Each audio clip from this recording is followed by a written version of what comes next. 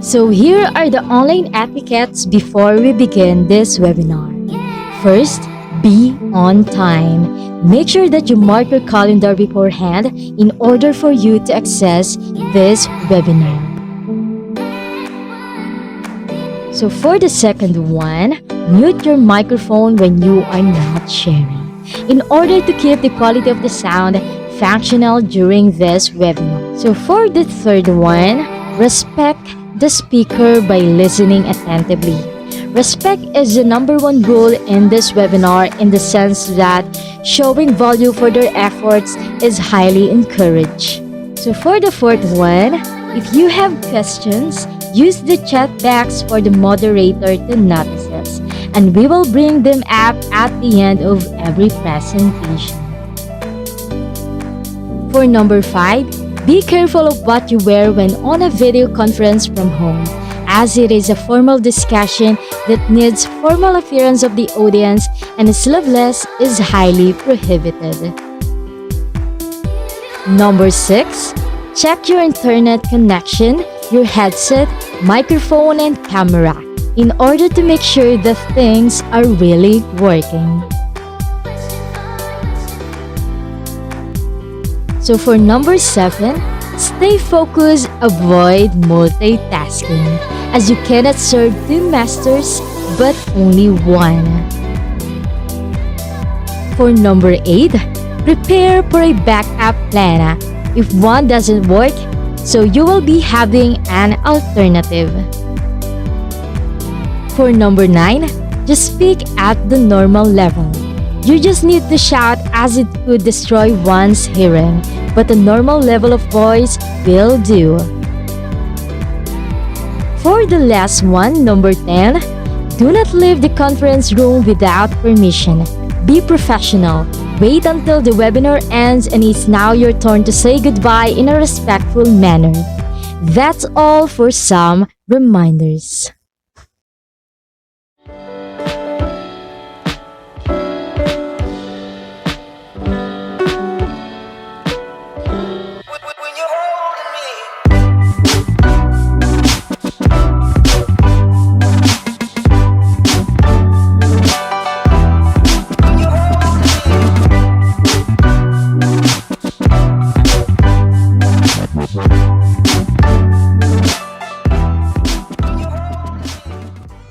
Good day everyone, it's a wonderful day and I am so much privileged to extend my warm welcome to all who are present here.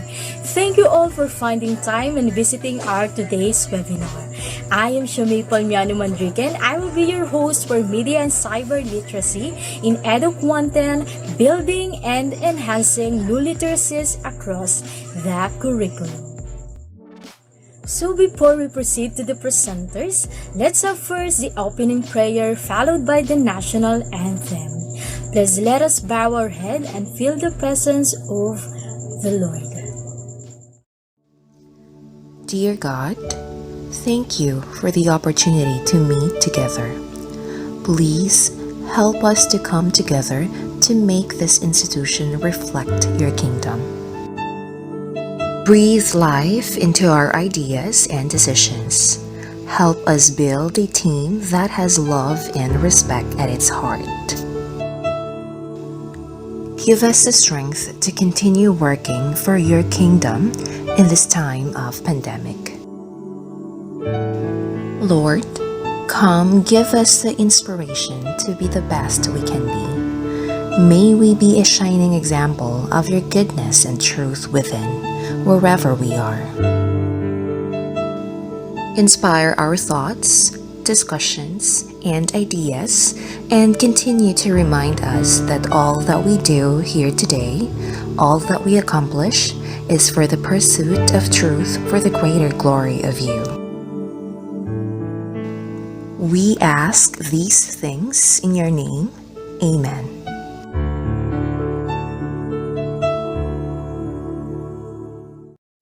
Mga kababayan, ang pambansang awit ng Pilipinas.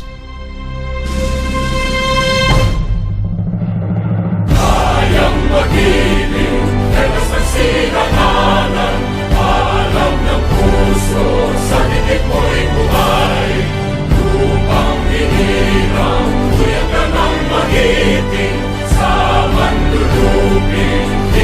nagsisingil sa dalagang tutok sa simoy at sa langit ng pagkaw ay hinatang tula kawin sa pagkayang minamahal. Ang isang ng matawad mo'y tagumpay na nag-iingin. Ang bituin at araw niya kailan pa may di magtitingin. Luman ang araw ng walhagit pagsinta, mo'y langit sa piling mo.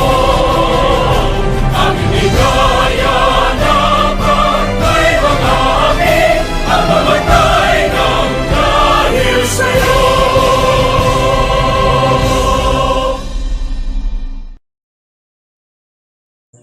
So just a little housekeeping before we get started. If you have any question during the presentation, please feel free to type it down and we will bring them up at the end of every presentation. So in order to keep the quality of the sound functional during the webinar, please mute yourself when you are not sharing. And I will also mute the room if necessary, but please remember to unmute yourself when you wish to share your insights. Thank you. So to give you some overview of this chapter, of all the 21st century literacies presented in this book, none of them embodies the newness of these literacies quite like those needed to make sense of the absolute deluge of information brought to us by the internet. With the vast number of websites, web forums, and social media applications now available for us, never before has there been so much information.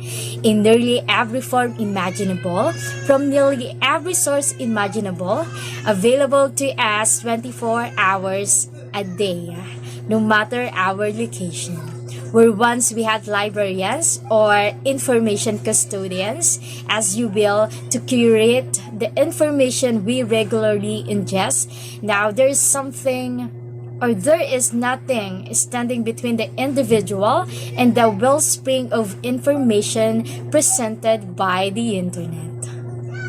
However, as we will soon discover, it is the so-called old literacies that will serve us just as faithfully in the new context we find ourselves today as they have done in the past. So to begin our investigation, we must first understand the relationship between media literacy and cyber or digital literacy. Now, without further ado, we will turn the time over to the first presenter, Mr. Arlene Jade Hubelea. Over to you, sir. Good day, everyone. I am Arlene Jade Hubelea and I will be your guest speaker. The topic that I will be discussing is about media literacy. And I know that all of you are familiar what media is, but I'd like to add some information about media literacy. First, let's define what media literacy is according to some famous people.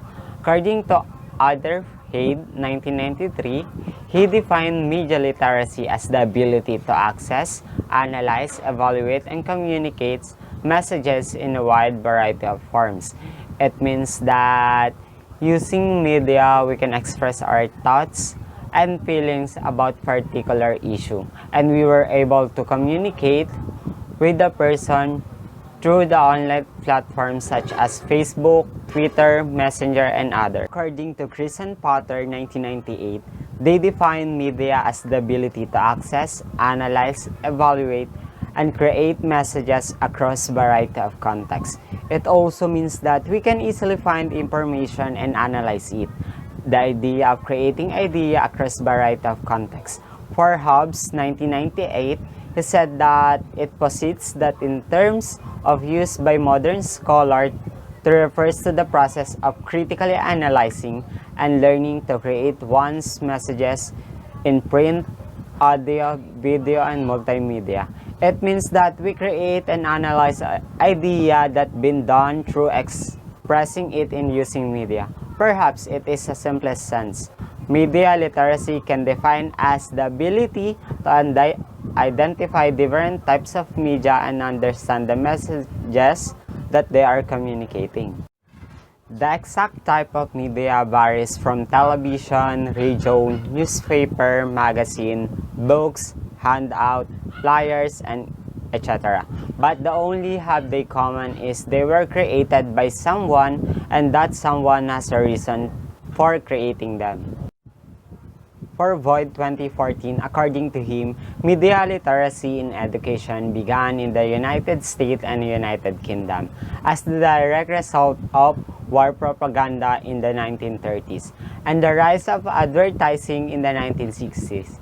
In both cases, media being used to manipulate the perspective of those exposed to it, thereby giving rise to the need to educate people on how to detect the biases, falsehood, half-truth depicted in print, radio, and television, because media communication lends itself so easily, so well to the purpose of manipulating consumer perception on the issue, both political and commercial.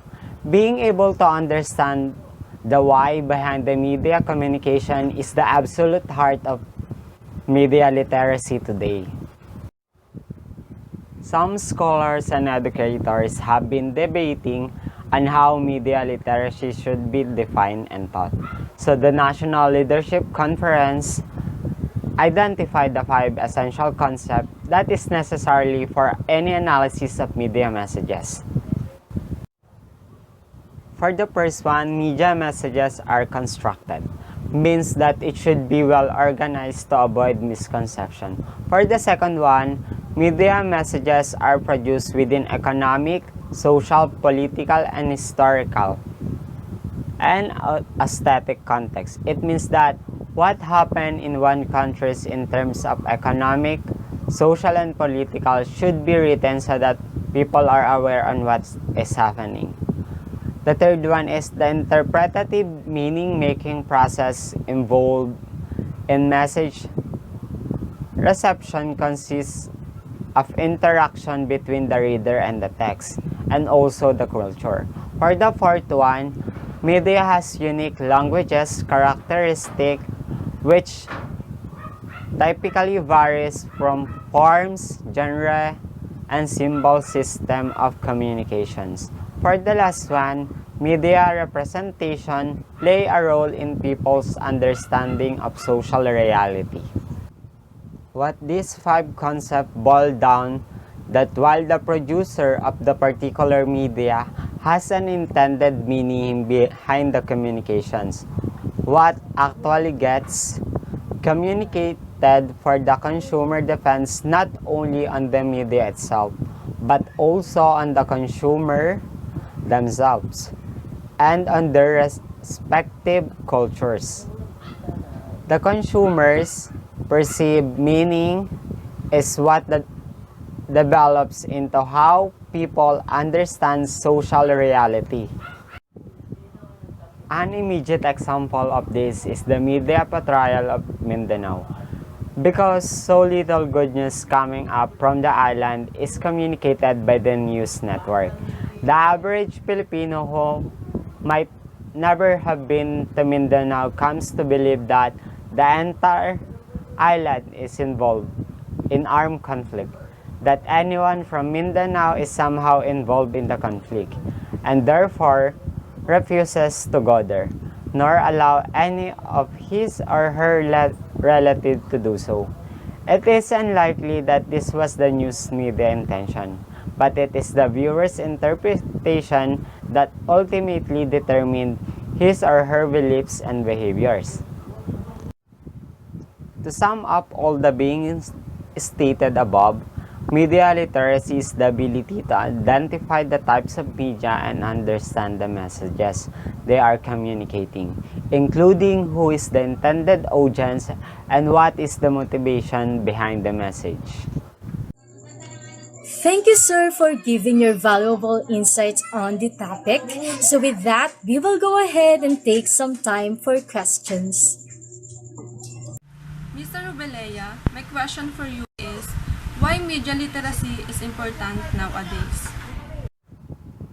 Media literacy is important nowadays. First, because and foremost, media literacy helps students to become wiser consumer of media, as well as the responsible producer of their own media.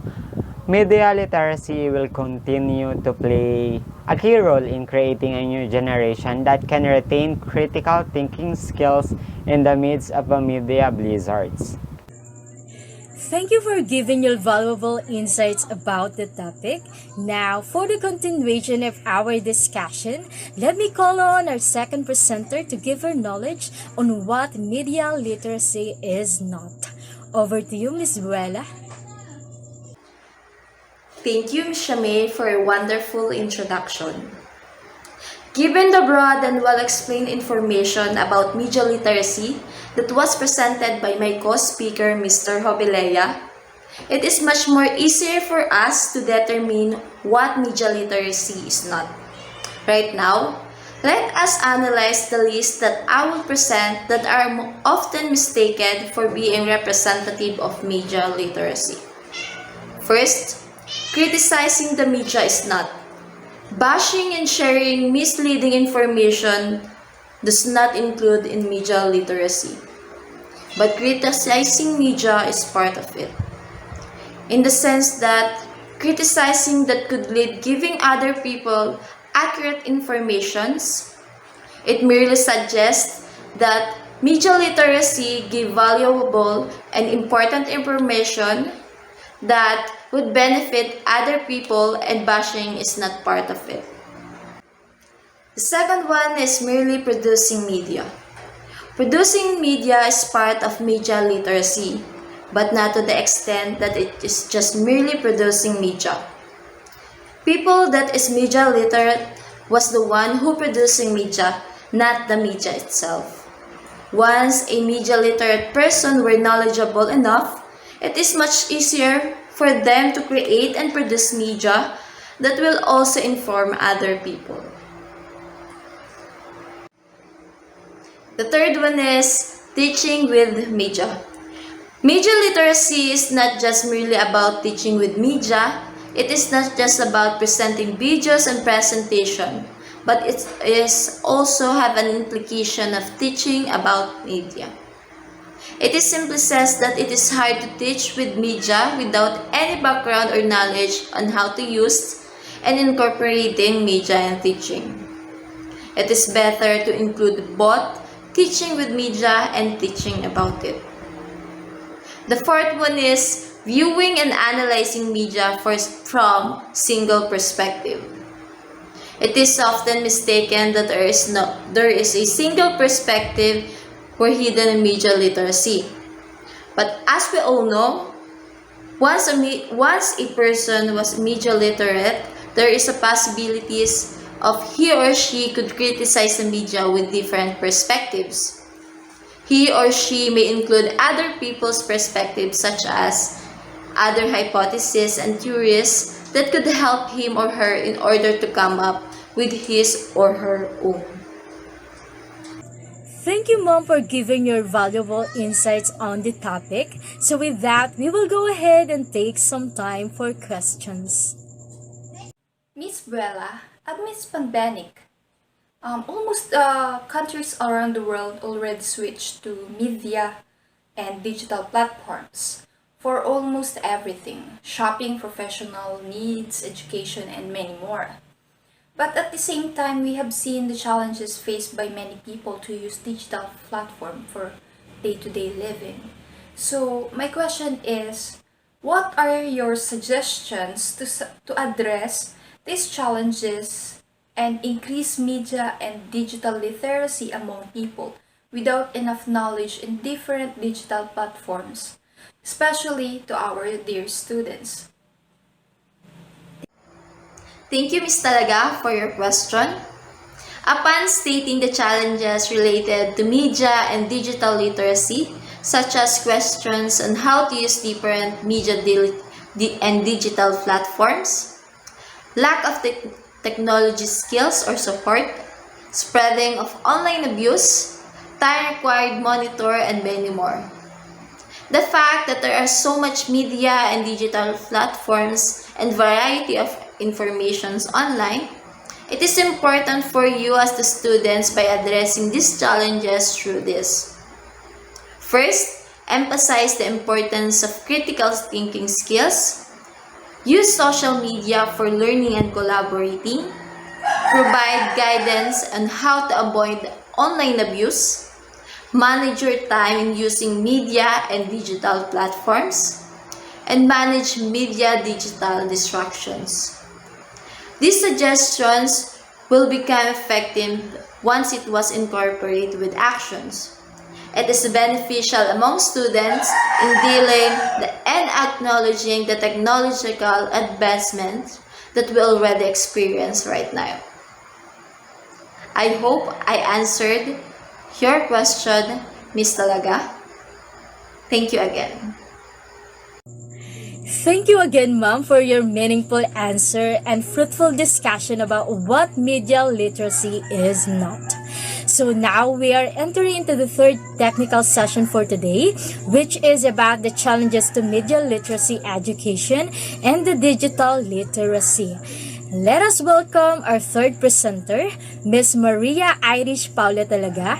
Over to you, ma'am. Thank you, Miss Mandrique. Now, let me present to you the following challenges to media literacy education and to know more about the digital literacy. First, let me discuss the challenges to media literacy education. We all know that media plays an important role in today's generation as it keeps us entertained, informed, and opinionated. But still, there are challenges that we can face even though media is very beneficial in many ways. Media can fill our minds with false information from different resources. That is why there is a need to learn and about media, and it should be taught with the curriculum. The first challenge to media literacy education is how do we teach it? One glaring to teaching media literacy is how do we teach it?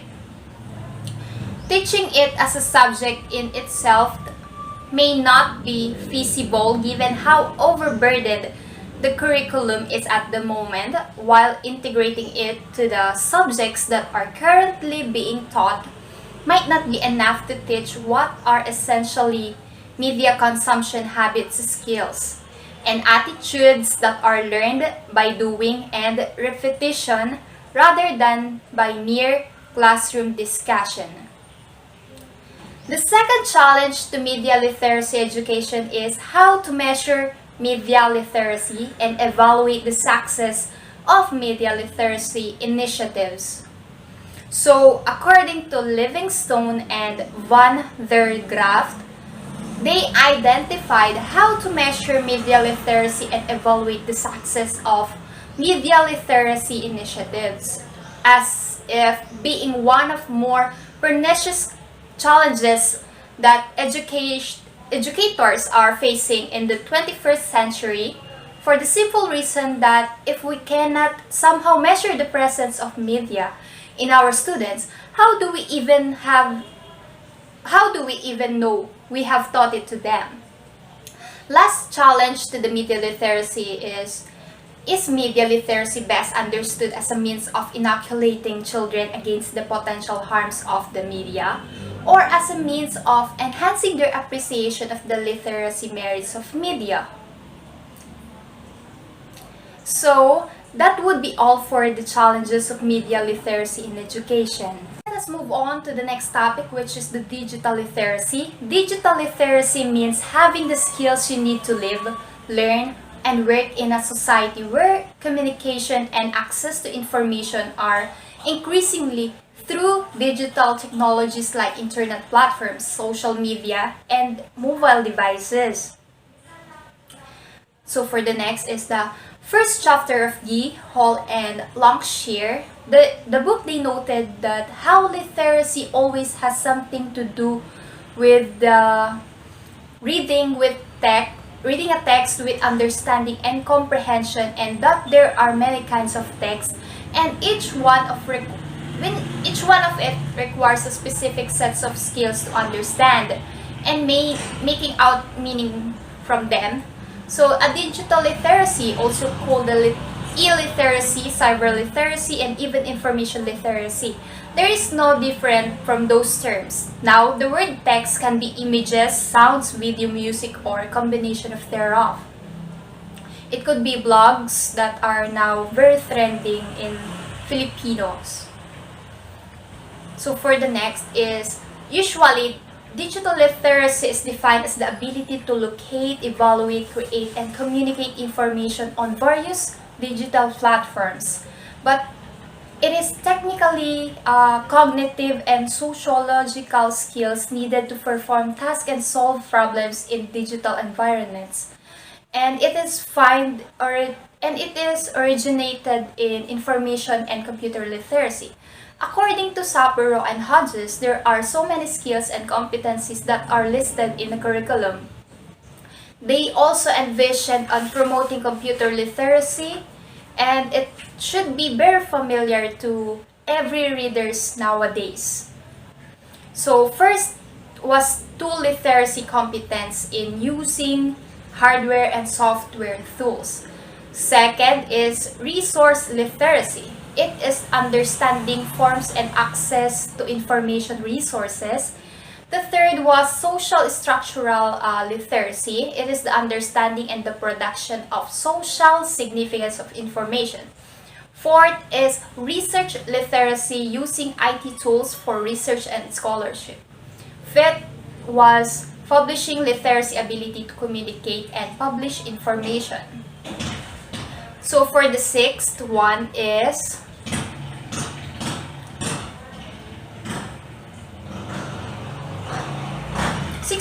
the emerging technologies literacy. It is the understanding of new developments in IT. And seventh is the critical literacy ability. It is the ability to evaluate the benefits of the new innovation and technologies. So there was a note that this literacy is not the same as the critical thinking, because critical thinking is often regarded as a component of information within the varied literacy. So for the next, there is no surprise that digital literacy shares a great deal of overlapping context with media literacy. So much of digital literacy can be seen as a subset of media literacy, dealing particularly with the media digital forms. The connection should be fairly obvious if media literacy is the ability to identify different types of media, and we should understand the messages they are communicating with.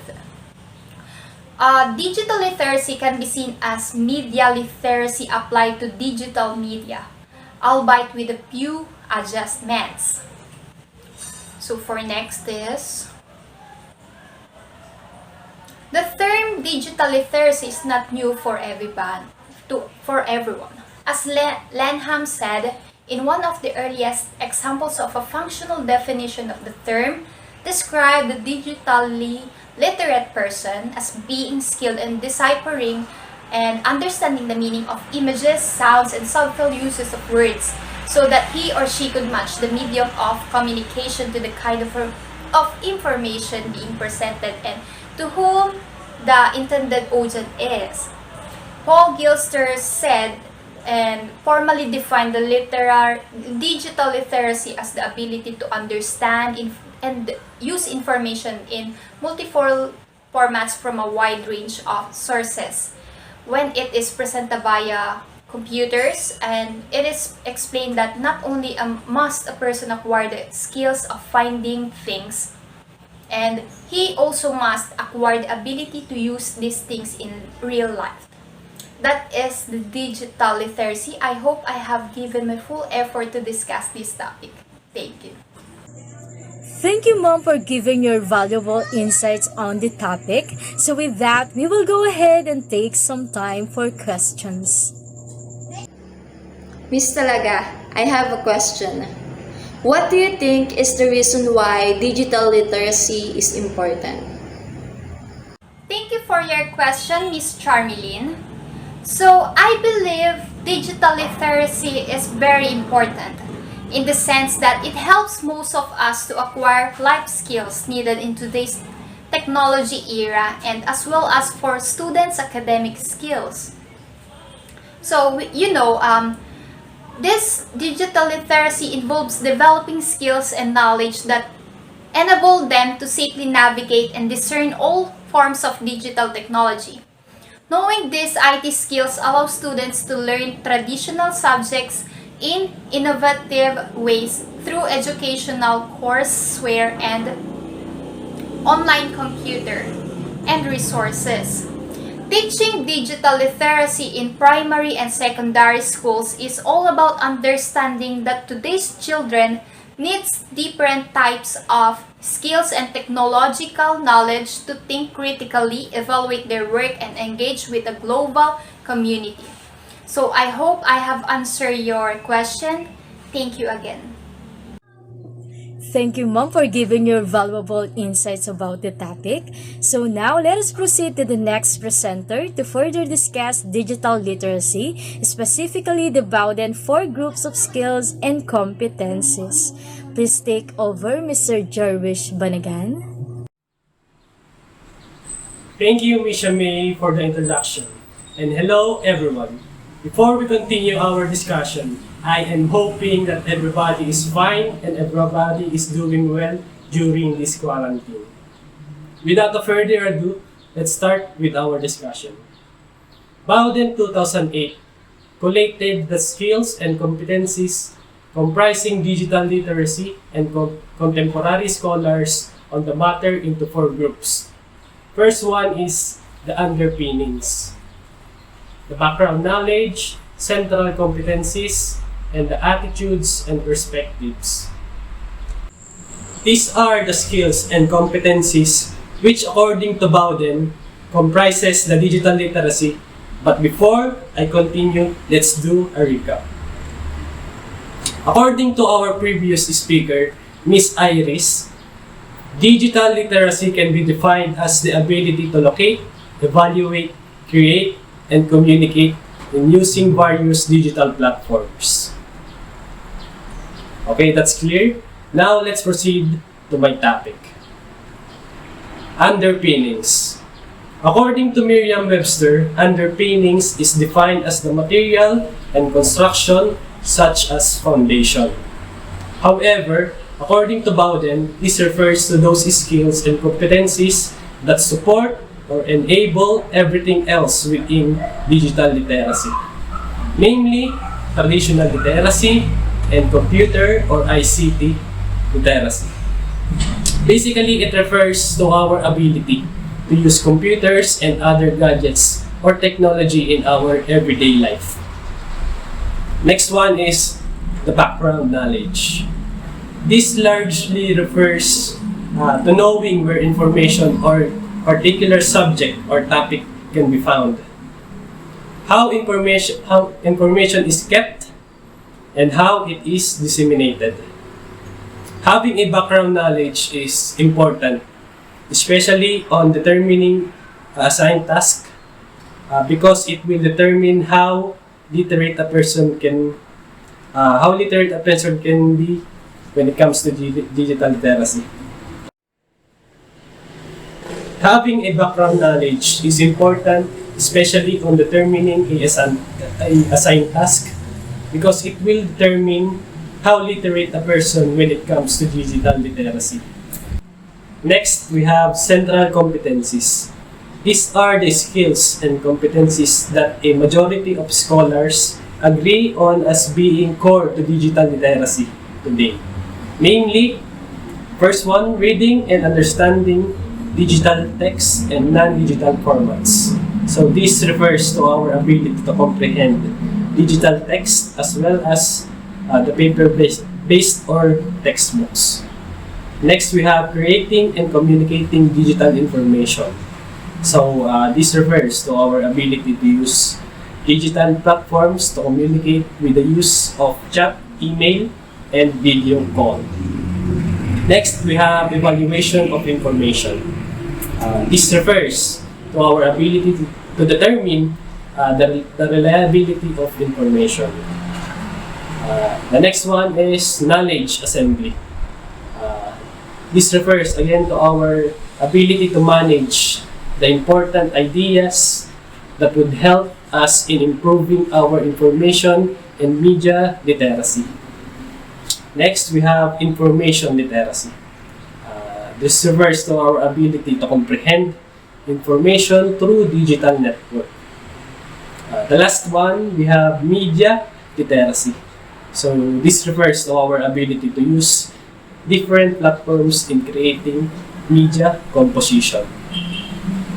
And for the fourth one, we have attitudes and perspective.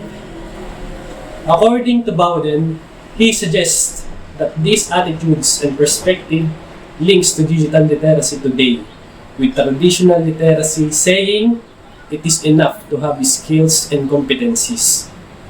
They must be grounded in some moral framework. And these are the independent learning. So independent learning, this is the initiative and the ability to learn whatever is needed for a person's specific situation. Next one, independent learning simply depends on a person's initiative, whether he or she is capable of learning individually. Next, we have moral or social literacy. This is an understanding of correct, acceptable, and sensible behavior in digital environment. Being literate socially, an individual should have moral discipline in digital world because values is more important than literacy. We cannot consider a person being literate without having moral values. And so that's it. We already finished the collocated skills and competencies comprising digital literacy from scholars in 4 major groups according to Bowden. And this is the underpinnings, the background knowledge, central competencies, and the attitudes and perspective. So before I turn over the screen to our host, I would give an opportunity for you guys to ask some questions and some clarifications. So anyone from the audience, please give me some questions about my presentation. Don't be shy.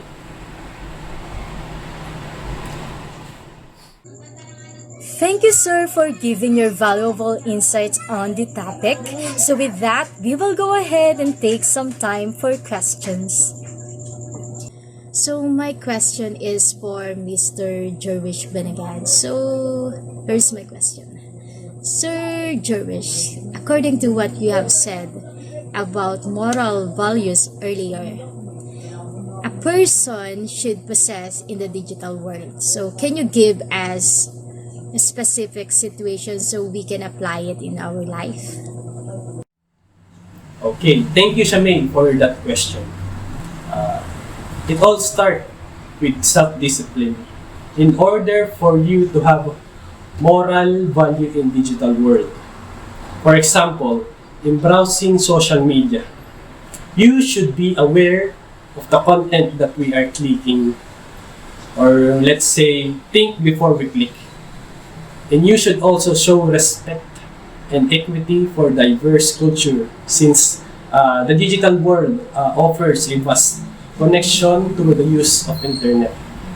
And always remember to pay respect in order for us to gain respect from others. So any questions, guys? Well, I think I'm done with my presentation. Now I'm going to turn over the screen to our host. Thank you for listening.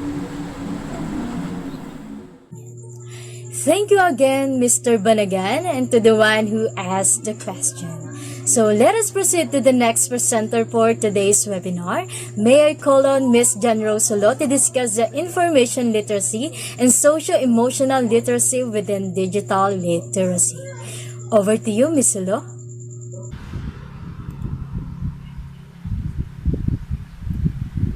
Thank you, Ms. Mandrique. Good day, everyone. So let me discuss information literacy within digital literacy. How can we ensure that the information in media is credible? One of the disadvantages of media information is that it can be edited and manipulated, like the site of Wikipedia, where everyone can access to edit it or write their own content. So we should then conclude that information there is credible. Therefore, it is very important to be critic and information literate to get the accurate, credible, authentic information. Everyone and anyone can create content online. Today, it is hard to determine whether an internet resources you find is authentic or not. If you are looking for factual sources, search through newspaper publication, TV news, journals, officials, pamphlets, books, and magazines. But nowadays, due to the high demand for media, people opt to search for information on the internet or in media. They tend to believe anything posted on the internet without even checking for credibility.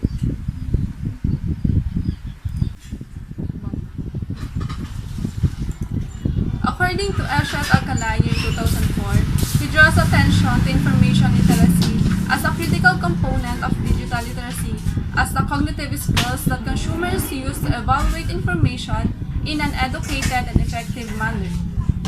He mentions cognitive skills because in information literacy, consumers need to be a critical thinker and able to analyze media content, reflect on existing media content, and take action with media.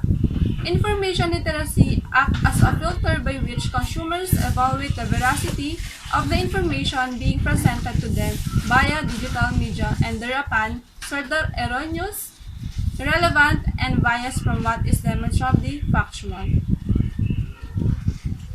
Authoritative sources is defined as a piece of information whose authenticity is widely recognized by experts in the field or industry.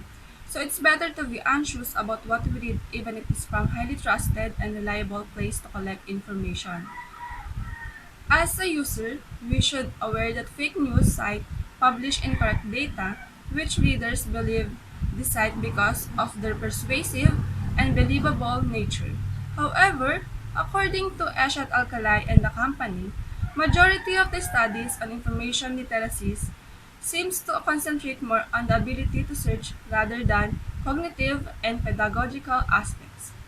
Well, when we say an ability to search information should mean that a searcher or consumers knows and aware of what information they need, where to get it, and how to determine its credibility. It is not just about typing on the search icon and then get information. The researcher should use critical thinking skills to analyze, evaluate information, and should base on the whole content or idea of the information they get. For the next topic, we have socio-emotional literacy within digital literacy. According to Eshat Alcalay, he highlights a kind of socio-emotional literacy needed to navigate the internet, raising questions such as the following. How do I know if another user in the chat room is who say he is? Or how do I know if a call for blood donations on the internet is real or a hoax? And because the interaction only happens between screen to screen, texting, and chatting, it is hard to determine if what they say is what they are. And it's hard to know if it's true or not. Especially, we can totally express our emotions and expression through chat, although there is an emoticon. Especially nowadays, there are so many people trying pranks and making fun even in a serious situation that turns not to be funny at all. As literate, we should ready for any circumstances regarding digital media. Such questions should make us realize that there are no hard and fast rules for determining the answers. Instead, there is a necessary familiarity with the unwritten rules of cyberspace. An understanding that while the internet is a global village of sorts, it is also a global judge of human communications, embracing everything from truth to falsehood, honesty and deceit, and ultimately good and evil.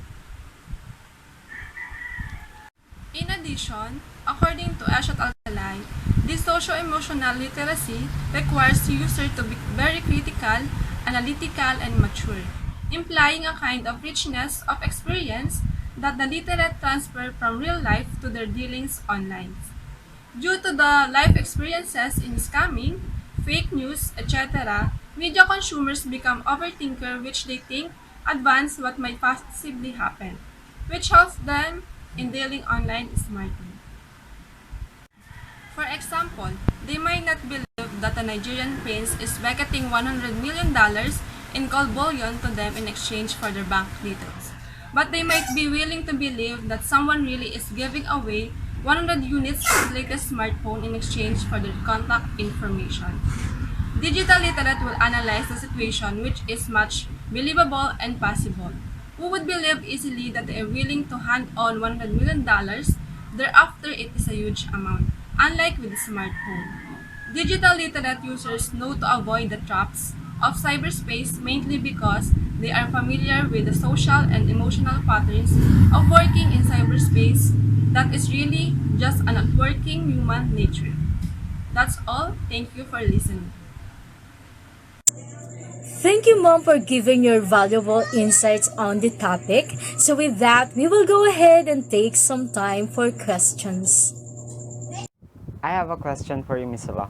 Fake news are spreading on media. So as the media consumer, how can we assess or determine if the information is credible or not? Thank you for the question, Mr. Hubeleya. To assess the credibility of sources of information, you should seek for this following. First, the authorship or who published the content.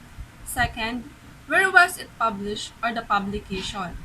Third, when was it published or the currency and relevance. Fourth is the truthfulness and integrity of the facts or the currency accuracy rather. Fifth, how is it written and presented or the purpose and objectivity. And for the last one is the references are cited in the article. Again, thank you, Miss Holo, for the explicit discussion about the topic and to the one who asked the question. So now let us proceed to the last topic for Chapter 5. Let us all welcome Miss Rona Miones. She'll be imparting information about digital native and challenges to digital literacy education. Over to you, Miss Miones. Digital natives. The term digital native has become something of a buzzword in the education sector over the past decade. This was popularized by Prensky 2001 in reference to the generation that was born during the information age, as opposed to digital immigrants, the generation prior that acquired a familiarity with digital system only as adults, and who has not known a world without computers, the internet, and the connectivity. Digital natives are those people who are born with the knowledge of those technology around them, while those digital immigrants are those who are born without technology and they are just starting to adopt it. Despite the fact that Prensky's original paper was not an academic one and had no empirical evidence to support its claims, educators and parents alike latch onto the term, spawning a school of thought wherein the decline of modern education is explained by educators' lack of understanding of how digital natives learn and make decisions. This has been a problem in integrating digital literacies in education, knowing that some of the teachers or majority of them are using a traditional way of teaching. So to be able to implement digital literacies, the education sector needs to train and teach the digital immigrants so that they can teach the digital natives according to the new trends. But the problem here is that digitally literate is popularly defined as the ability to use computers or use the internet, which, as we have seen earlier, forms only one part of the crucial skills and competencies required to be digitally literate. Our expanded view of the term literate allows us to see that while the digital natives in our classrooms are most certainly familiar with digital systems, perhaps even more so than their instructors, this does not mean that they automatically know how to read, write, process, and communicate information on those systems in ways that are both meaningful and ethical, especially when the information involved does not involve technology's most common use, personal entertainment. That is to say, when the task at hand does not involve what the digital natives considered to be entertainment, the gaps in their literacy begin to show. Even though some are born as digital natives who are literate to use media and technology, there are still certain things that they had to learn to say that they are literate. So they still have to educate themselves to know how to read, write, speak, act, comprehend, and use language fully. A good example of this is the difficulty many senior high school instructors have in teaching research. Students who are otherwise quite familiar with using the internet for entertainment are suddenly at a loss in locating, accessing, and understanding information from research, journals, and websites, mainly because they are looking for information on topics that they are either unfamiliar with, uninterested in, or both. The problem with digital literacy is that not all have the privilege to have the access on technology. Those in the poor family cannot possibly experience it due to their lack of money to buy certain product or technology to use. But those who are in the rich family have the advantage to access on technology and be literate because they have the means, the money to buy the certain technology that they are needed to be literate on media literacy. We have also challenges to digital literacy education. Digital literacy education shares many of the same challenges to media literacy. For example, how should it be taught? How can it be measured and evaluated? Should it be taught for the protection of students in their consumption of information, or should it be developed their appreciation for digital media? Not because we are literally literate in using digital media, we will neglect the other side of it.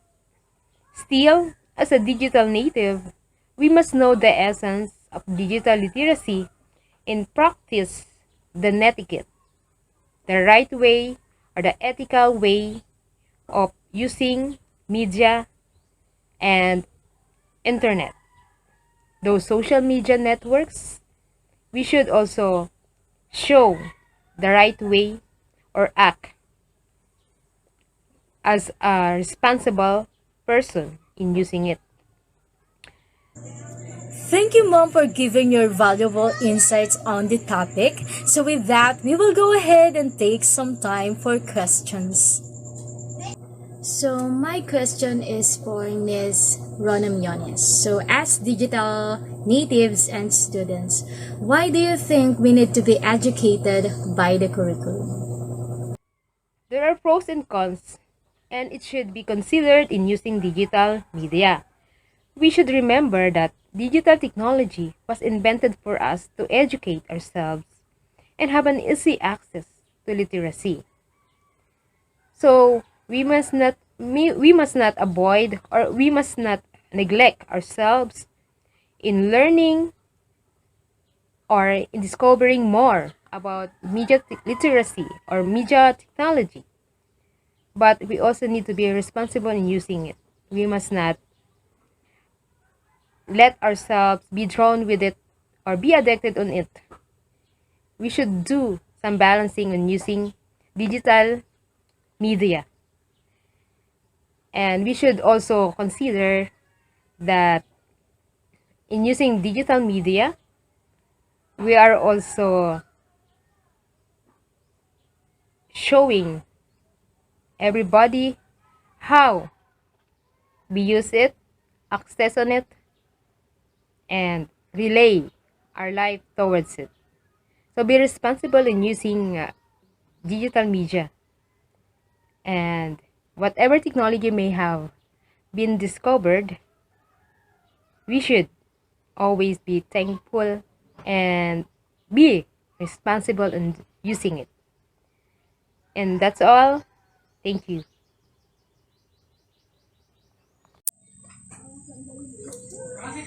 Despite the challenges posed by the broad and fluid nature of media and therefore digital literacy, educators in the Philippines can spearhead literacy efforts by doubling down on those concepts and principles of media literacy that are of utmost importance, namely critical thinking and the grounding of critical thought in a moral framework. So first, we have teach media and digital literacy integrally. So in here, any attempt to teach these principles must first realize that they cannot be separated from context. So meaning they cannot be taught separately from other topics. So in critical thinking, it requires something other than itself to think critically about and thus cannot develop in a vacuum. So similarly, developing a moral framework within students cannot be taught via merely talking about it. So this moral framework develops by practicing it. That is basing our decision on it in the context of everything else we do in our day-to-day lives. So we therefore agree with Koltai 2011. He said that the teaching of the fundamental principles of this and other literacy should be done integratively with other subjects in school, however difficult the process might be. So in other words, teach them in mathematics, science, language arts rather, social studies and so on, and make them part of the school curriculum and in the everyday life of the students. Anything else will be as misguided as merely telling a plant to grow and expecting it to do so by the power of your words. So next one, master your subject matter. So whatever is it you to teach, you must not only possess a thorough understanding of your subject matter, you must also understand why you are teaching it and why is it important to learn. So as educators, we must not shy away from the student generally asking us to explain why something we are teaching is important. After all, teaching is in itself a kind of media the students are obliged to consume. It is only fair they know why. So next, think multidisciplinary. So how can educators integrate media and digital literacy in a subject as abstract as mathematics? For example, the answer lies in stepping out of the pure mathematics mindset and embracing communication as being just as important to math as computation. So once communication is accepted as important, this opens up new venues where the new literacies can be exercised. So for example, have students create a web page detailing what systems of linear equations are, why they are important, and the techniques for solving them. So alternatively, they can create poster infographics that explain the same things. So the exact same strategies can be applied to nearly any subject in any topic. So it is just a matter of believing as educators that how we communicate is as important as what we communicate. So next, explore motivations, not just messages. So while it is important that the students learn what is the message being communicated by any media text, it is also important to develop in them a habit for asking why is the message being communicated in the first place. So in the case of an information pamphlet warning against some infectious diseases, for example, is there an outbreak we are being warned of? If not, could this then be an attempt to sow panic and discord in the target populace? Then why? So, and who stands to gain from doing such things? So the objective here is not so much to find the correct answers, but rather to develop the habit of asking these questions. So for the last, leverage skills that students already have. So it is always surprising how much a person can do when they are personally and effectively motivated to do so. So in other words, a person can do amazing things when they really want to, right? So students can produce remarkably well-researched outputs for things they are deeply interested in, even without instruction of the teacher, or from the teacher rather. So harnessing these natural desires to explore whatever interests them will go a long way in improving media and digital literacy education in your classroom. Thank you, Mom, for giving your valuable insights on the topic. So with that, we will go ahead and take some time for questions. Ma'am, permission to speak po. My question, ma'am, is why do teachers need to equip themselves with concepts and principles of media literacy? So thank you for your question. My answer is that the teachers need to equip themselves in the concepts and principles of media literacy is that in order for them to determine the things that they need to possess and improve in teaching. Especially we are now in the 21st century education where technology is highly accessible. It is a must to be knowledgeable on it. Thank you again, Ms. Miones, for the well-ordered and smooth discussion, and to the one who asked the question. So a job well done to all the presenters.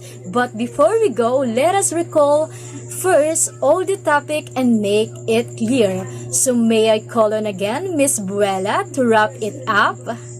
Thank you again, Ms. Mandrique.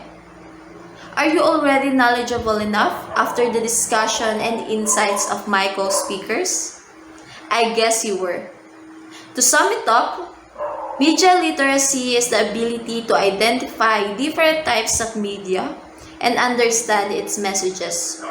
Also, it includes who is the target audience and what behind its messages. It just suggests that a media literate person would know how to use and create media platforms that will inform a bigger audience.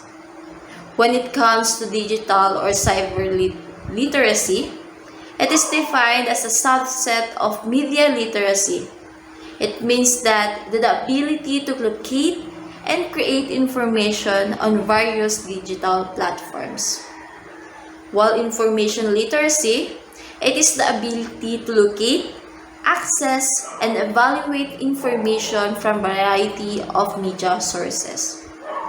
One of the purposes of media literacy, digital literacy, and information literacy is to commend and improve individuals' analyzing and criticizing skills about what is being shared and communicated, and also by making and giving valuable judgments about the relay message without not just simply focusing on what had been said.